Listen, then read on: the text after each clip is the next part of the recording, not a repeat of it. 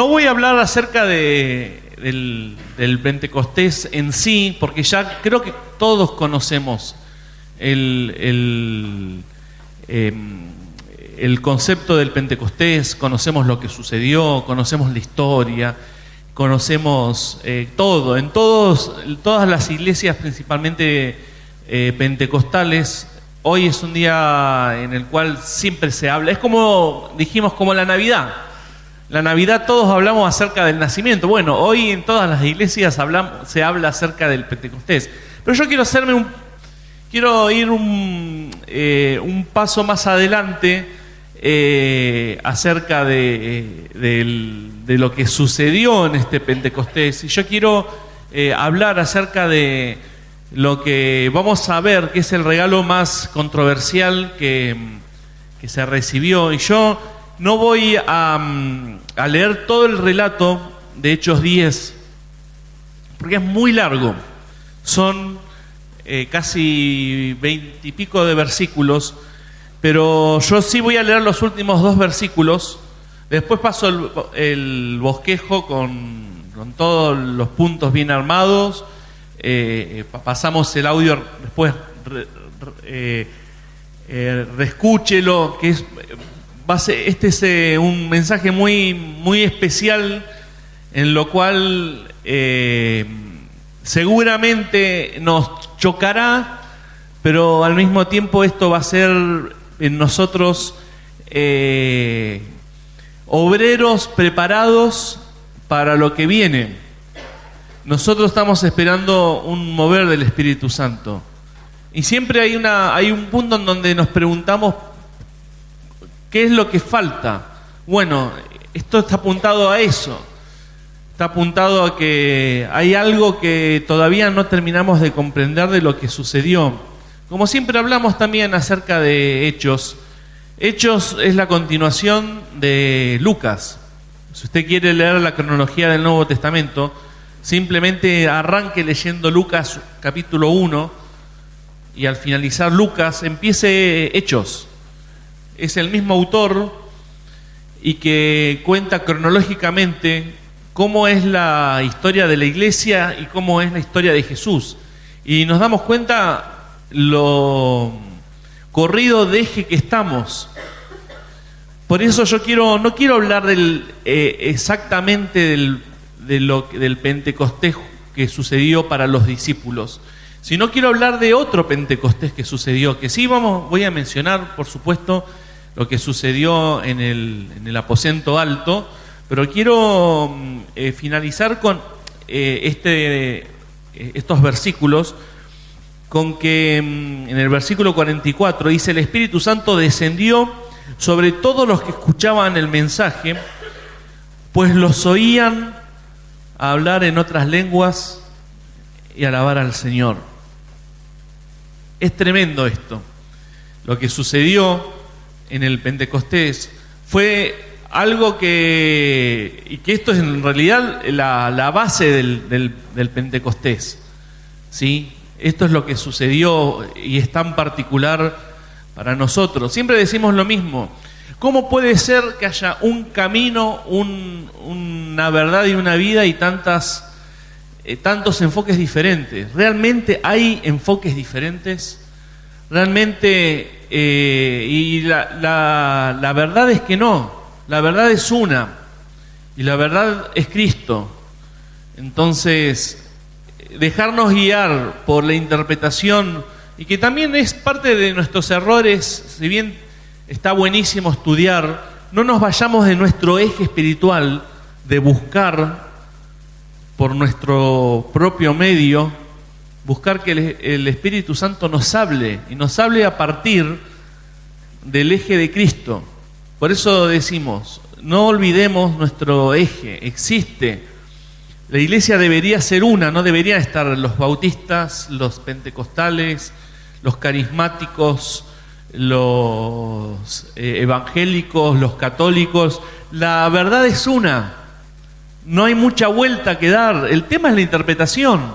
Cada uno defiende una interpretación que se basa en alguien que lo interpretó, y todos seguimos como patitos detrás de la pata o del pato, todos detrás. Pero hubo alguien que nos impuso una doctrina y nos dijo, y nos marcaron pentecostales, y nos pusieron el sello. Y el pentecostal se agarra con el bautista, que al bautista le pusieron el sello de bautista. Y al católico le pusieron el sello de católico. Pero qué diferente es cuando nosotros interpretamos la palabra y cuando nosotros sacamos nuestras propias conclusiones de lo que debería ser. ¿Me entiende? Y esto aún nos lleva a decirnos, me importa un bledo, perdón el término, lo que dicen los autores o lo que enseñan los predicadores o lo que enseñan los manuales, y permitámosle al Espíritu Santo realmente llevarnos a la verdad, que es la única verdad. San Juan, en su primera carta, dice, nadie necesita que les enseñen. Yo no necesito escuchar a Matthew Henry que me interprete qué significa Juan 3:16 o qué significa... Porque esa es su interpretación. La palabra no es... Y a veces confundimos la filosofía con lo espiritual y no van de la mano, son muy similares. Pero acá no hay una línea de interpretación, acá hay una línea de comprensión y de revelación. Que el Espíritu Santo realmente se revela a nosotros. Y bueno, esto volviendo a lo controversial, por eso vamos a hablar de algo para mí bastante controversial y ahora después va a ver por qué. Cuando Juan el Bautista anunció la venida del Señor, anunció que alguien vendría y lo bautizaría, en Mateo 3:11, con Espíritu Santo y con fuego. Ya esto, al principio del ministerio de Jesús, ya estaba anunciado que sucedería. Todo estaba anunciado. No hubo... Jesús vino a predicar y vino a su pueblo. Pero ya fíjense que en Juan 3, comienzo de su ministerio, ya dice para todo aquel que crea. Ya solo está hablando Jesús por su lado, y esto nos lleva a replantear nuestras fuentes. Por eso es que es tan importante dejarnos romper nuestras estructuras, romper nuestro conocimiento, nuestra experiencia y volvernos a los evangelios, volvernos a Jesús. Porque Jesús es el eje principal, es la coyuntura, es el cimiento de todo nuestro conocimiento y de toda nuestra predicación. Por eso esto ya fue anunciado, los bautizará con Espíritu Santo, dice, y con fuego. Y aquella promesa comenzó a cumplirse en Pentecostés. ¿Recuerdan? Viento del cielo y fuego sobre los discípulos. ¿Recuerdan? Pero el fuego de Pentecostés no terminó en Jerusalén. Yo quiero centrarme en otro Pentecostés que está escrito. Años después, el mismo Espíritu Santo descendió sobre los gentiles. Y a mí me gusta hacer esta distinción. Nosotros no somos judíos. Nosotros, si bien los discípulos, tenemos que entender lo fino de esto, y que sí somos aceptados y fuimos injertados, el apóstol Pablo, pero nosotros tenemos que entender que nuestra palabra, nuestra Biblia por excelencia son los evangelios, no es la Biblia en sí. La Biblia en sí es buena, es hermoso leer los salmos, es hermoso leer la historia judía, pero los discípulos judíos que había, ellos estaban al tanto por su religión, el judaísmo, y estaban al tanto por su calidad de judío, por su cultura. El judío iba al templo, el gentil no iba al templo. El judío escuchaba las enseñanzas de los profetas y leían Isaías, aunque eran bastante selectivos, porque de Isaías 53 muchos no les gustaba el saber que el Mesías iba a sufrir, y que hasta hoy en día es un capítulo que los judíos tratan de correrlo de las enseñanzas de la Torá, del Tanaj, de lo que forma parte de eso, porque hay algunos que todavía no enseñan, no reconocen a Jesús como el Mesías. Estamos hablando de los mismos judíos que han recibido la enseñanza de Jesús y han recibido el Espíritu Santo, pero para ellos no es lo mismo que para nosotros. Nosotros estamos en otra esfera, nosotros somos gentiles, nosotros somos más, nuestro lugar es más cercano a los griegos, a los romanos, que a los judíos. Por eso es que no quiero hablar del Pentecostés desde el lado que lo recibieron los judíos, porque sabe que yo quiero está todo perfectamente bien con nuestros hermanos bautistas, pero el bautista se agarra del Pentecostés judío para decir, ellos no hablaban, hablaban en otros idiomas, no hablaban en otras lenguas, pero el Pentecostés gentil claramente dice hablaban en lenguas. Entonces no me quiero basar en esto, y por eso quiero decir, nosotros tenemos que agarrar las Escrituras e interpretarlas nosotros en su totalidad. Hágalo usted desde su lado. Hágalo usted. No se guíe solamente en una línea de iglesia que ha ido. Y ahora quiero seguir un poco más de esto, pero quiero centrarme en el Pentecostés que sucedió en Cesarea.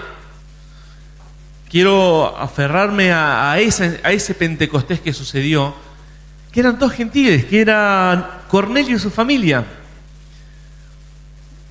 No eran los 120, y que después vamos a recordar que el Pentecostés también era una fiesta, una fiesta judía en donde se juntaban en Jerusalén. Y dicen que los discípulos hablaban en otros idiomas. ¿Que sucedió? Sí, sucedió. Pero no podemos hacer una teoría de lo que sucedió en el Pentecostés judío para los 120, sino de todo lo que sucedió en eso. Y si no, tendríamos que borrar Primera de Corintios 14, tendríamos que borrar Romanos. ¿Cuántos hablan acerca del bautismo en el Espíritu Santo? ¿Dónde metemos todo eso? Por eso hablo de los lineamientos. Y la señal era la misma, hablar en nuevas lenguas. En algunos casos, y aún nos ha sucedido en la iglesia, algunos empiezan a orar en lenguas y empiezan a orar en idiomas. Sí, no es nada extraño. O el Espíritu Santo no lo puede hacer, si quiere hacerlo. ¿Cuál es el problema? Pero de ahí hacer una doctrina, decir, no, el hablar en lenguas es un desorden. Yo he escuchado, y no quiero hablar mal de nuestros hermanos, simplemente quiero que nos ubiquemos en un punto en donde seamos críticos con nosotros mismos también. Que dicen, eso de hablar en lenguas fue para ese momento. El apóstol Pablo habló un montón acerca de hablar en nuevas lenguas. Habló un montón. Y Cornelio no hablaron en otros idiomas, hablaron en lenguas que, como dice el apóstol Pablo, en un lenguaje que no puede entenderse en un idioma que no se puede entender. No fue casualidad. Dios estaba mostrando que el Evangelio, el Espíritu Santo y el fuego celestial ya no estarían limitados a Israel, que fue lo que sucedió en el Pentecostés que recordamos hoy, sino que fue abierto para todos. De hecho, ¿recuerdan que Pedro tuvo que rendir, no quiero decir rendir cuentas, pero sí informar, como decir, cómo ellos, los judíos mismos estaban como, ay, ellos también recibieron el hablar en lengua, y Pedro dijo, yo lo único que sé es que el Señor me llamó que vaya allí y ellos recibieron lo mismo que recibimos nosotros. Por eso digo, no critico al judío, no quiero que me malinterprete. No critico al judío, no critico al bautista, no critico al católico. Al que critico es a uno mismo. Que nos agarramos de lo que nos han dicho, pero no nos aferramos de lo que está escrito. Para decir, ¿qué es la verdad? ¿Cuál es la verdad? La verdad está en su mano. ¿Quién tiene una Biblia física? Levántela. Ahí está la verdad. Está todo ahí. No necesita escuchar a un predicador, a un teólogo. No necesita a nadie. ¿Sabe qué necesita? El Espíritu Santo y un corazón receptivo, sin barreras. Sin barreras, sin condiciones, sin historial, como decía Julieta hoy, que puso de ejemplo a Dani. Hace 30 años que yo trabajo en este lugar, yo no tengo que aprender nada, y muchas veces nos pasa eso en lo espiritual, y estamos plagados de estructuras, y nos vemos desestructurados, como diciendo, ay, ¿cómo puede ser que el Señor dice esto, lo otro? Pero no es así. Nos enseñaron eso, lo aprendimos como si nos pusieran un CD o un cassette, grabar, y repetimos como loros y ni podemos fundamentar lo que sabemos. Por eso digo, se cae el velo el hablar en lengua, se cae. Podemos decir que en el Pentecostés judío sucedió otros idiomas, sí, pero en el Pentecostés gentil no podemos decir absolutamente nada. Quedó re claro que el cristiano, el nuevo nacido, necesitaba pasar por la llenura y en la exteriorización del hablar en lenguas. Por eso digo, el bautista es así. No, yo no hablo en lenguas. Hasta lo ridiculizan. Yo he escuchado un montón de veces y en las redes, pero de una manera, ridiculizar el hablar en lenguas. ¿Sabe lo que es, hermano, eso? Ridiculizar una cosa es, hasta como que nos da temor el orar en lenguas. Como algunos te dicen, ¿cómo es hablar en lenguas? Y como, yo no me voy a poner a orar en lenguas, como me da vergüenza hacerlo, o también una cuestión de respeto. Pero algunos lo ridiculizan, como siendo sabababa así, como siendo estos giles que son espamentosos. Entonces tenemos que entender que esto es real y que esto fue para todos y que esto es la base de Hechos de los Apóstoles. No podemos esconder, no podemos meter por debajo de la alfombra lo que sucedió en Cesarea, no podemos tapar las enseñanzas del apóstol Pablo. No podemos tapar cuando el apóstol Pablo dice, oren en el Espíritu. No está diciendo oren en una nube. Oren en el Espíritu. Oren en lengua, hermano. ¿Dónde metemos todo eso? Porque fue real. Entonces el problema somos nosotros, que nos creemos todo y que no nos volvemos a la fuente. Vuélvase a la fuente de agua viva, que es nuestro Señor. Y yo quiero desarrollar 4 enseñanzas sobre el Pentecostés. Pero volvamos acerca la primera enseñanza, es que el cielo descendió sobre la iglesia. La iglesia se consolidó a partir de Hechos, ¿sí? Hubo un tiempo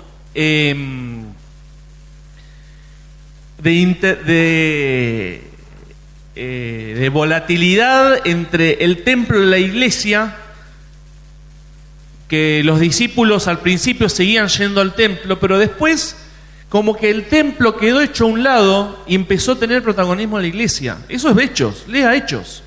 Se va a encontrar con que hay un punto en donde hay cosas que han sucedido en el templo, los discípulos, pero vuelvo a lo mismo, ¿por qué los discípulos iban al templo? Porque eran judíos, y el judío iba al templo. El judío es religioso, pero no religioso mal, criticando como diciendo, son religiosos. No, es parte de su cultura. Es como que nosotros los 25 comemos locro y bailamos chamamé. Parte de nuestra cultura, ¿o no? Bueno, el judío, parte de su cultura era ir al templo a escuchar hablar del Torá y el Tanaj, que es para nosotros ambos es el Antiguo Testamento. Y eso era. Pero al mismo tiempo se estaba gestando un grupo de gente que se reunía a escuchar lo que Jesús decía y enseñaba. No estaba recibiendo un salmo, estaba recibiendo lo que Jesús dijo, lo que Jesús anunciaba, las enseñanzas de boca en boca que Jesús decía. El apóstol Juan decía, lo que hemos visto y oído, eso les decimos. El apóstol Pedro decía, no podemos dejar de anunciar lo que hemos visto y oído. Y la iglesia nació. Recuerdan que los 12 apóstoles, pero eran 120 discípulos, seguidores de Jesús, esperando el derramamiento de algo que ellos no sabían cómo sucedería, no sabían cuánto tiempo duraría. Fueron 50 días, fue un tiempo prolongado. Miren, se la han bancado, La verdad, uno en ese sentido decir que aguante, estar tanto tiempo ahí esperando algo que no sabía cómo sería. Pero ellos simplemente obedecieron a Jesús. Jesús le dijo, esperen a que venga. Entonces dice, se oyó desde un ruido desde el cielo semejante a un fuerte viento y llenó la casa donde estaban reunidos. Algo parecido a llamas o lenguas de fuego aparecieron y se postraron sobre cada uno de ellos. Y todos los presentes fueron llenos del Espíritu Santo y comenzaron a hablar en otros idiomas. Pentecostés fue la irrupción sobrenatural del cielo sobre la iglesia y el derramamiento del Espíritu Santo que vino acompañado de 3 manifestaciones visibles. Como leímos, viento, fuego y nuevas lenguas. Esto es lo que se vio. El viento representaba la acción visible pero poderosa del Espíritu Santo. Era una señal que Dios estaba soplando vida sobre su iglesia. El fuego hablaba de la presencia divina, la santidad y el poder. Y es muy interesante esto. El fuego, y eso sigue remontando a la historia. A la historia nosotros nos sirve el Antiguo Testamento para entender al Creador, entender la esencia del Creador, no tanto la relación con su pueblo, porque fue una relación individual, pero para entender el carácter del Creador, entender la forma de actuar, entender el amor del Creador. Yo aprendo en el Antiguo Testamento qué amor tuvo, cuál fue la relación que el Creador tenía con los que eligió ser su pueblo. Pero recordemos, no cometamos el error de pensar de que Dios está encasillado en un pueblo, porque antes de que esté Abraham ya era Dios. Antes de que apareciera Moisés, una eternidad pasada, ya era Dios santo. No tenemos que encasillarlo en un pueblo o en alguien. Entender eso y conocer no a un Dios de un pueblo, sino conocer al Eterno. Que eso me fascina, me despierta en mí esas ganas de conocerlo más. Quiero conocer al Dios eterno. Como hablamos hace 2 semanas, no sé si recuerdan, que hablamos acerca de... la semana pasada creo que hablamos acerca de la disertación de Pablo a los griegos, que ellos tenían un monumento al Dios desconocido. Un Dios que no tenía mucha información, pero estaba. Y Pablo se agarró del Dios desconocido para decir, ese Dios es nuestro Señor, es el Creador. Amén. Qué linda experiencia es esta.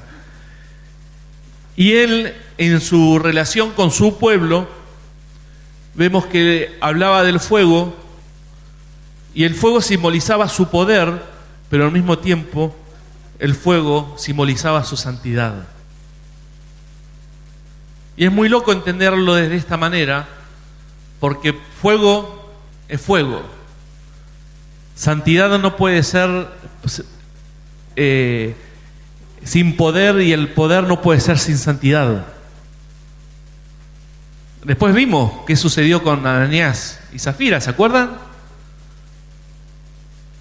Y ahí entendemos un poco cómo es el poder.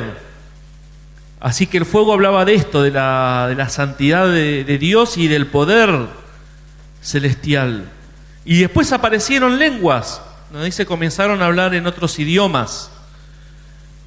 Aunque la palabra griega puede también significar lengua, la palabra griega es glosa y puede significar idioma o lengua espiritual.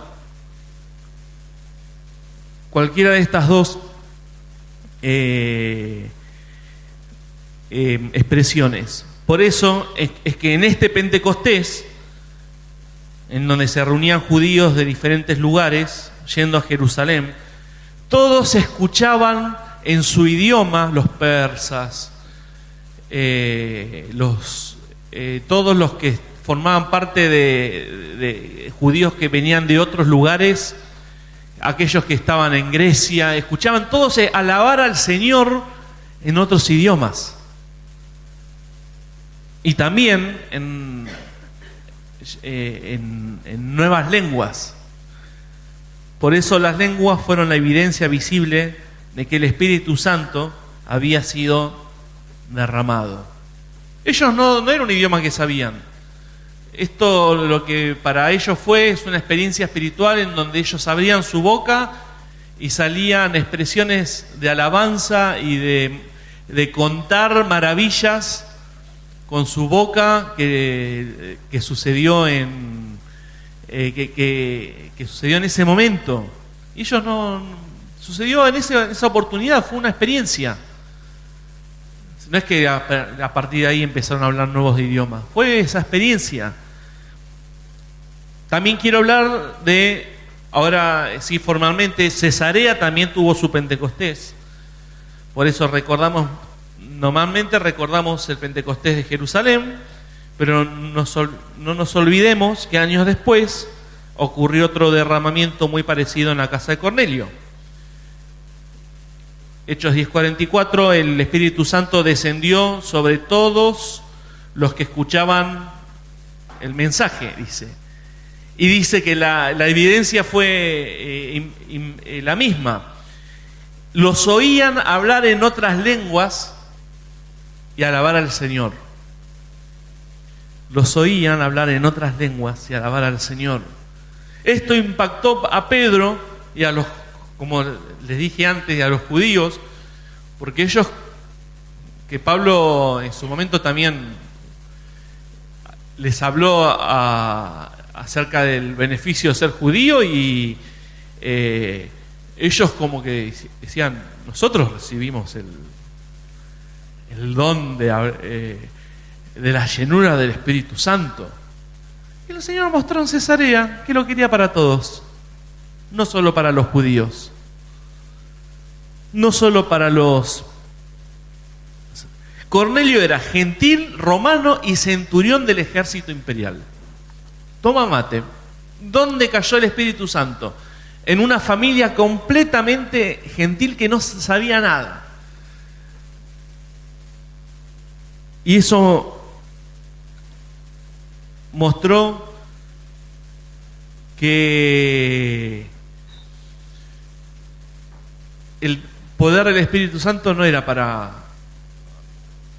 un pueblo. Por eso digo, no nos encasillemos, porque nos perdemos de la esencia del poder de Dios por medio nuestro. Respetamos, admiramos y oramos por nuestros hermanos judíos, pero nosotros recibimos una gracia y un legado por medio de la iglesia. La iglesia ha empezado con los no judíos, porque ellos en algún lugar se tenían que juntar.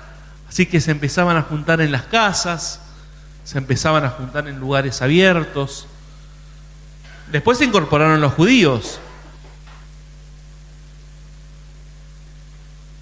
Pero fue una experiencia como si el cielo estuviera diciendo: el mismo Espíritu que descendió sobre ustedes, ahora desciende sobre ellos.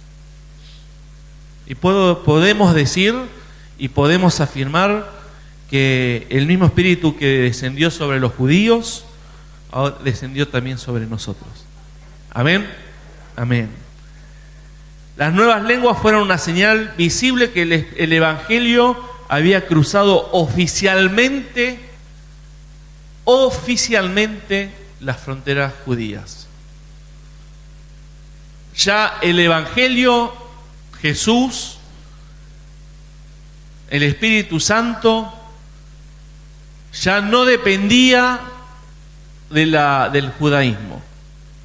Judaísmo que nosotros lo tenemos poquitito todavía arraigado, todavía no lo hemos soltado. Todavía está ahí prendido. Hay iglesias que bailan con panderos, cosas judías. Pero oficialmente el Señor mostró, y podemos hablar un montón de cosas que forman parte de que ellos lo hagan. Está perfecto. Baile el carnavalito, no baile acá. Sí, nosotros somos argentinos, no somos judíos. Y gloria a Dios por esta ventaja. Y porque Él tuvo gracia. Recuerde que los mismos judíos que fueron los judíos a los que Jesús salvó, fueron los que lo entregaron. No nos olvidemos de eso. Está bien, el amor de Dios fue así, pero las puertas fueron abiertas para todos. Todo aquel que crea, todo aquel que crea. No es para el judío, es para todo aquel que crea, todo el que invocare el nombre del Señor, todo aquel que sin conocer el Antiguo Testamento ni la tradición judía se pare y diga: Jesús, no sé, es el Señor, no sé nada de Él. Y ahí el poder del Espíritu Santo regenera a esa persona y es salva. El que cree, todo aquel que crea en Él. Y voy al tercer punto. El don que el diablo, que ya lo fui desarrollando, pero ahora lo concluyo. El don que el diablo, hay un don que el diablo quiere silenciar. De la misma manera que existen divisiones dentro del cristianismo, como dije, los católicos y los evangélicos, también las hay respecto a la manifestación del hablar en lenguas. Están aquellos que se jactan de no hablar en lenguas y aquellos que, pudiéndolo hacer congregacionalmente, no lo hacen por una mala interpretación a 1 Corintios 14. Una vez me pasó, hace relativamente poco, no en años, 5 años menos, en una reunión de mujeres orando en un lindo momento de oración. Estamos hablando de aquí, en Pedernera. Una hermana me dice, el apóstol Pablo, así, con ese tono, no lo voy a hablar con todo, el apóstol Pablo dice que en la congregación no se ora en lengua, sino que, ok, digo, no me voy a poner a discutir. Me dice, 1 Corintios 14, perfecto, sí. Dice eso, que dice el que habla en lenguas debe pedir en oración el don de interpretar lo que dice. Y más adelante dije, si no hay intérprete debe guardar silencio en la iglesia y hablar en lenguas a Dios en privado. ¿Saben qué? Miren lo selectivo que somos. Lo selectivo que somos, que 1 Corintios 14, que es que dice esto, es el mismo 1 Corintios 14 que dice que la mujer calla en la congregación. ¿Me entienden lo que es el contexto? Una sí, otra no. Malinterpretamos todo. Armamos un concepto que si nos sentamos a leer el capítulo entero o a leer la carta entera, nos damos cuenta que habla de otra cosa. No está prohibiendo, al contrario. Muchos leen este capítulo pensando en que Pablo estaba intentando silenciar el don o limitarlo a un contexto específico, hablando de la interpretación. Pero en realidad estaba corrigiendo el desorden carnal dentro de la iglesia. Por eso habla también lo de las mujeres. Dice la mujer, yo no quiero, y Pablo, y uno dice, claro, no se dio esa oportunidad, pero qué lindo sería exponerle a alguien que te dice eso a una mujer y decir, bueno, pero entonces vos no podés predicar porque el apóstol Pablo dijo que la mujer calle en la congregación. Ay, no, es diferente. Si malinterpretemos todo. Pero digo,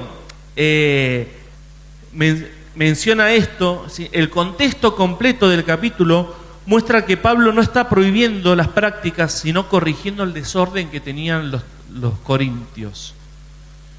Todos hablaban al mismo tiempo. Esto está en 1 Corintios. Todos hablaban al mismo tiempo. Interrumpían, buscaban protagonismo y el culto dejó de ser un momento de edificación. Entonces el apóstol Pablo ahí enseñándoles, diciendo, bueno, hermanos, nunca faltaba la hermanita que empezaba los alaridos a hablar en lengua. Entonces decía, hermana, quizás a esa hermana sí le decía, hermana, no pegue, vamos a hacerlo de una manera más ordenada, una manera que edifique. Por eso digo, fíjense cómo el don controversial, el regalo del Espíritu Santo de hablar en nuevas lenguas, se ha tornado controversial, que nos cuesta orar en nuestras propias reuniones. Nos cuesta porque malinterpretamos 1 Corintios 14, malinterpretamos el uso juzgamos el haber recibido el don de hablar en nuevas lenguas. Se ha armado un desorden en la iglesia en donde el apóstol Pablo lo que hizo fue acomodar, que si uno lee el capítulo, el apóstol al final termina diciendo, no dejen de orar en lenguas. Y no está hablando de la intimidad, está hablando de lo congregacional, pero con orden. No vamos a leerlo todo entero. Pablo no apaga el don, lo ordena. De hecho, él mismo declara que dentro de ese mismo capítulo, yo quisiera que ustedes hablaran en lenguas, dice 14:5. 14:39, no prohíbo hablar en lenguas, dice.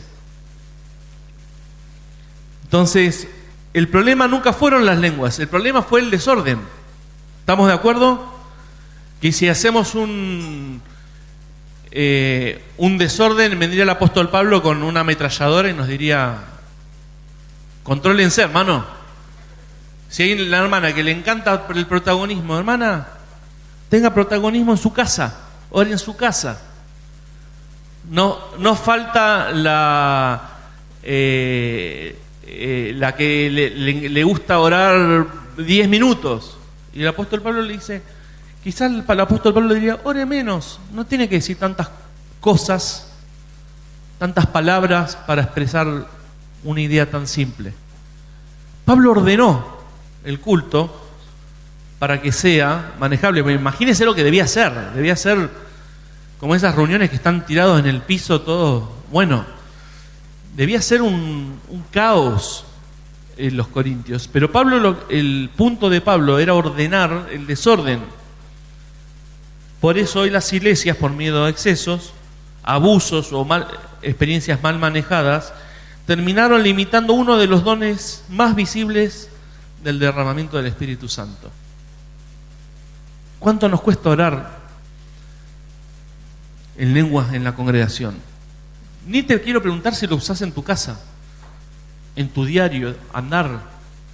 Si no lo recibiste, ni quiero preguntarte si lo querés recibir como parte de ese don y derramamiento que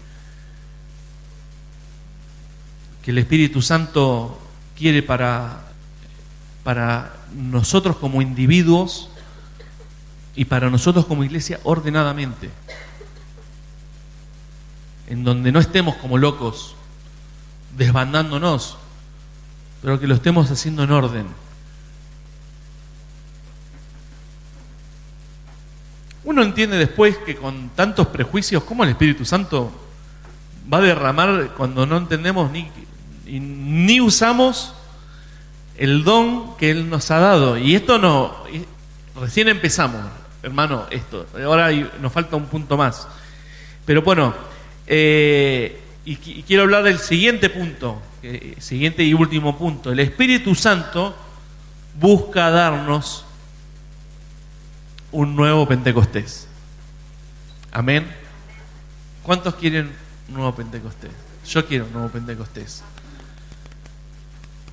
Quizás no va a ser como esperamos.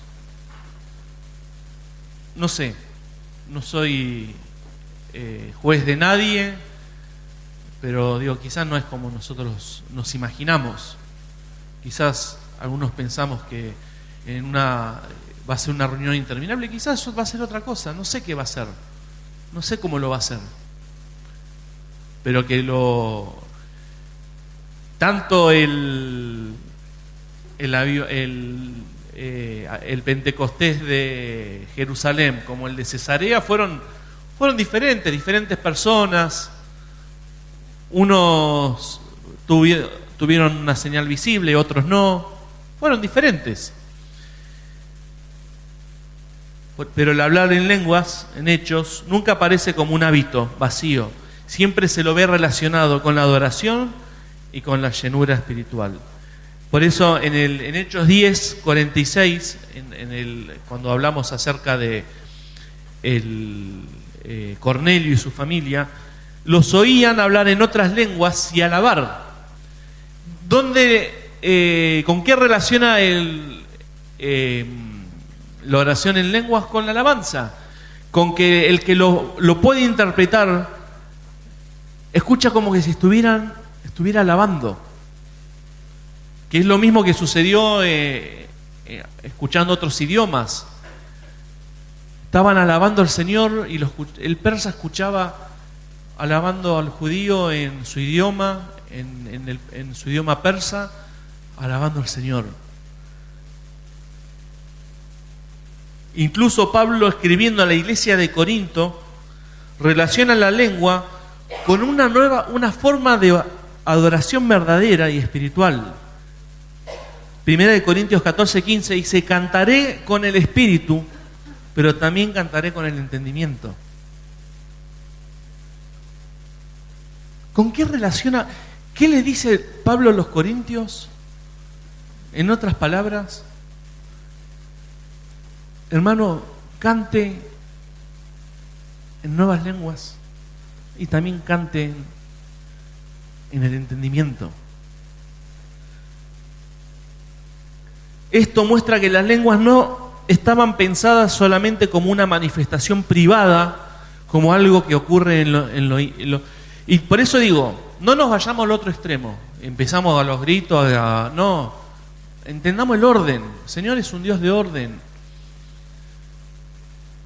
Entendamos que el Espíritu Santo, si se empieza a manifestar, y le damos lugar y se empieza a manifestar, y uno dice, ¿y el que viene por primera vez? Digo, nunca traemos a nadie, y estamos pensando en el que viene por primera vez. Una.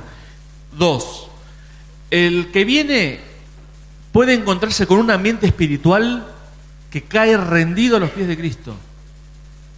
Escuchar una iglesia en orden, hablando en lenguas, puede caer derretida a los pies de Cristo. Solamente porque le dimos lugar en el Espíritu al Espíritu Santo. Esto muestra que las lenguas, sino también el orar en lenguas es una expresión profunda de comunión y adoración hacia Dios por medio del Espíritu Santo. El que habla en lenguas le habla a Dios y no a los demás, y ellos no le entienden, pues habla misterios. Canto misterios, hermano, cante misterios. No se ponga a los gritos, no busque protagonismo, no se ponga a los gritos. Pero cante misterios. Aproveche la melodía de una canción para cantar misterios. Un lenguaje celestial que, ejercido con orden, eleva a la iglesia a una dimensión más profunda de adoración espiritual y comunión con Dios. Quizás nunca lo has hecho. A tu oración en el Espíritu le pones una melodía. No es muy loco esto, porque Jesús dice, se acerca, Juan 4:23, dice, se acerca el tiempo, de hecho ha llegado, cuando los verdaderos adoradores adorarán al Padre en espíritu y en verdad.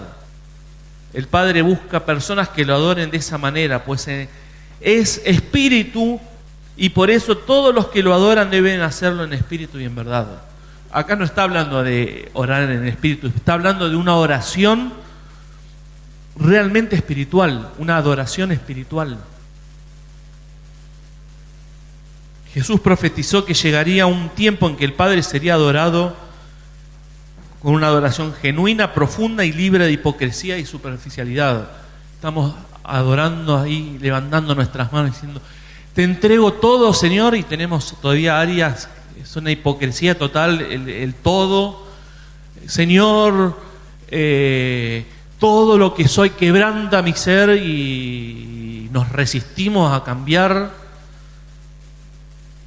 Señor, te amo, y tengo la relación tirante entre los hermanos de la iglesia. A veces nuestra adoración es bastante hipócrita.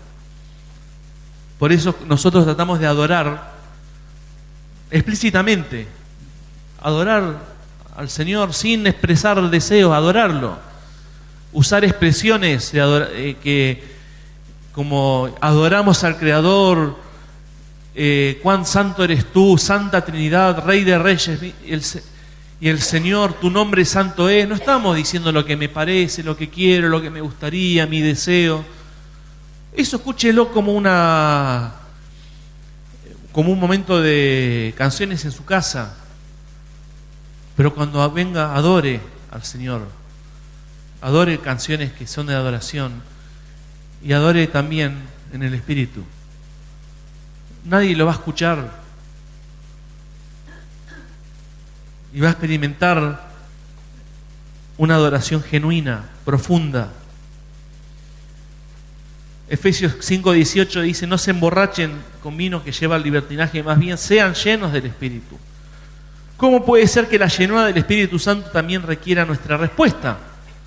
¿Acaso no es el Espíritu quien lo llena? Y se me vienen las palabras de Jesús, que dice en Juan 7:37, todo el que tenga sed puede venir a mí.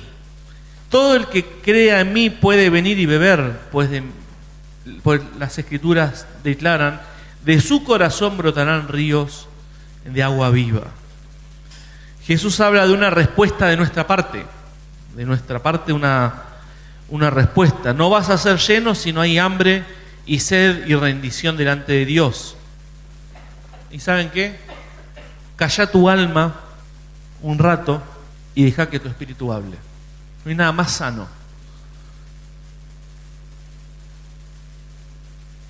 Que el miembro que más nos lleva a pecar poder silenciarlo para permitir que el Espíritu ore. Si nos provoca problemas la lengua, ¿no?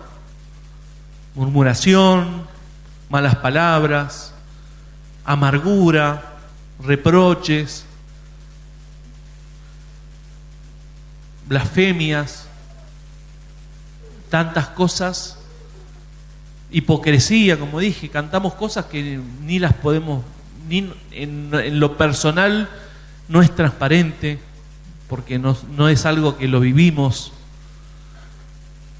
El miembro más difícil de controlar, poder cerrarle la boca a un cachito y permitir que el Espíritu Santo ore. No le tengas miedo. Tenerle miedo a la hipocresía, a presentarte ante el Señor con hipocresía, a eso tenerle miedo. Que te mostrás, ay, soy súper bueno, y en el fondo sos un desastre. Todos somos un desastre, pero voy a la visión de uno mismo. Jesús habla de... Y el apóstol Pablo dice algo muy interesante. Ya con esto termino. Primera de Tesalonicenses 5:19 dice: no apaguen al Espíritu. Y así como el fuego descendió sobre los discípulos en Jerusalén y sobre la casa de Cornelio en Cesarea, el Espíritu Santo sigue obrando y haciéndolo, pero necesita voluntad y accionar. Hermano, ore en otras lenguas. Nos fue dado para que lo usemos en la congregación con orden, sin protagonismo.